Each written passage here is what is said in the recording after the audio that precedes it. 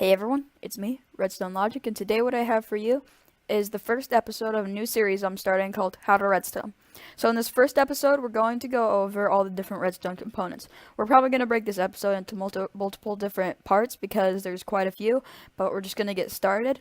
And the things we're going to go over today are the tripwire hook, the daylight detector, the fence gate, the redstone lamp, the lever, the wooden button, the stone button, the trap chest, the wooden pressure plate, the stone pressure plate, the weighted pressure plate light, the weighted pressure plate heavy, the wooden door, the iron door, the redstone block, the slime block, the piston, the sticky piston, the trap door, the iron door, the dispenser, the dropper, the hopper, the redstone torch, the comparator, repeater, and the redstone dust. So the first thing we're going to go over is the tripwire hook. So this can be used in traps and a few other things, but it's mostly used for undetected tripping, as the name implies. So we're just going to walk forward, and then we're going to get hit by that arrow of poison. And I'm going to just put this extra one back. And then this one is just a bit more hidden. As you can see, it's sunk into the walls a bit so that you can't see the actual hooks. And you can just see the string, which is hard to see by itself. Okay, this is not good. So we're just going to walk forward, and we're dead. So the next thing we're going to go over is the daylight detector. So if I just walk in here real quick, it's going to change to night, and then this light is immediately going to turn on, and then I can just walk back out and it'll turn back to day.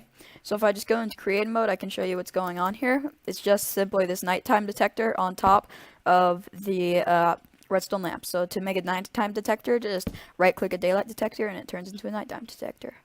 So if we head down here, you can see basically how these work is depending on how much sunlight they're getting or how little sunlight they're getting, they'll project a different amount of redstone signal.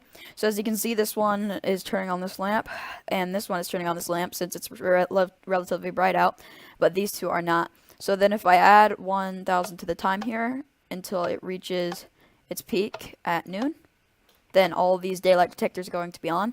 So then if I just add a few more, it'll start to turn off those ones at the end until finally it turns off that one, and then it turns off that one, and then all these nighttime detectors start to come on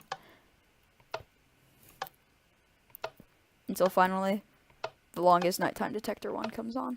If we just wait a second here until the moon is right at its peak, and yeah, these all are going to turn on. So one cool thing you can do with daylight detectors is if you make a pit like this, you can, or it doesn't have to be a pit, it can be in the dark, but you can make this sort of thing where you can simply detect whether it's light or dark, and in this cave it's very, very dark, so it's not going to receive any daylight. So I can just right click that and it opens up the door, and it's basically a daylight detector lever, which I think is pretty cool. So the next thing we're going to go over is the fence gate. And this doesn't have a lot of uses in Redstone, but I thought I would include it because it is in the Redstone tab in the creative menu. So if I just hit this, as you can see, it can be pushed by pistons. It can be opened by redstone.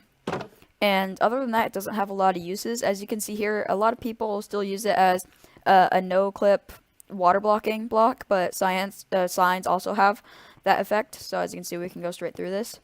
And yeah, I think we're done with fence gates. Let's move on to the redstone lamp, which we have been using quite a bit for testing purposes, but otherwise it's just for lighting, really. So now we're going to move on to buttons and levers.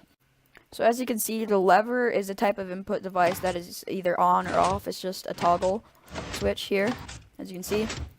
The stone button, when you press it, you just right click it and it will stay triggered for 1 second, also known as 10 redstone ticks. And then the wooden button will stay on for 15 redstone ticks, also known as 1.5 seconds. And another cool feature of the wooden button is it can be activated by a bow and arrow. Now we're going to move on to trap chests, and as you can see here, if we open this trap chest, then it's going to trigger this redstone lamp, and depending on how many people are opening a trap chest, it's going to have a stronger output. So if a second person were to open this trap chest, do you know what, we need to prove this to them. We need a volunteer. So if one would just fall from the sky, that'd be really helpful. Perfect. Okay, so yeah, perfect. Okay, we're gonna open this chest. You're gonna open it first. Then I'm gonna open it, and as you can see, the redstone lamp turns on. What do you know? What?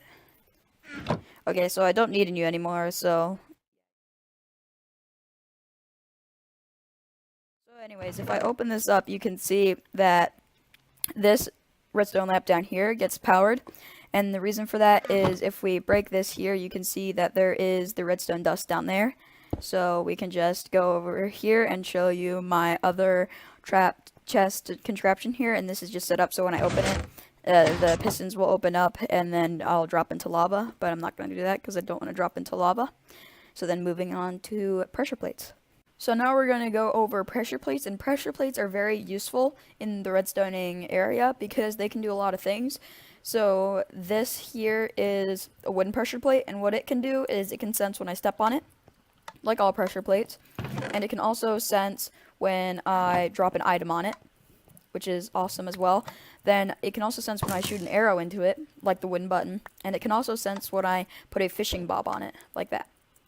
So then this here is the stone pressure plate, and it cannot sense when I drop an item on it, but it can sense when either I walk on it or if I grab a spawn egg right here, any other entity walks on it.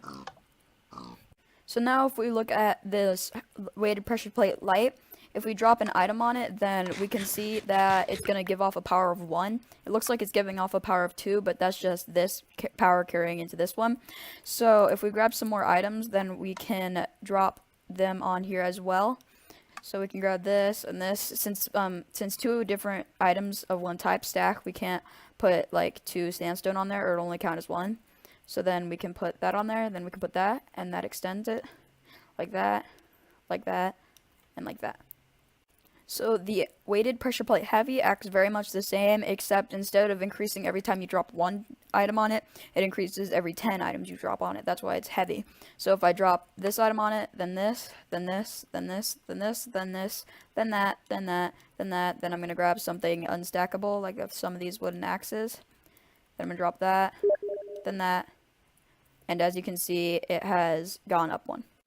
Thank you all so much for joining me in this part 1 of components on how to redstone. We'll cover the rest of them in part 2, but yeah, thank you all so much for watching, and I'll see y'all next time. I hope you learned something today. Goodbye.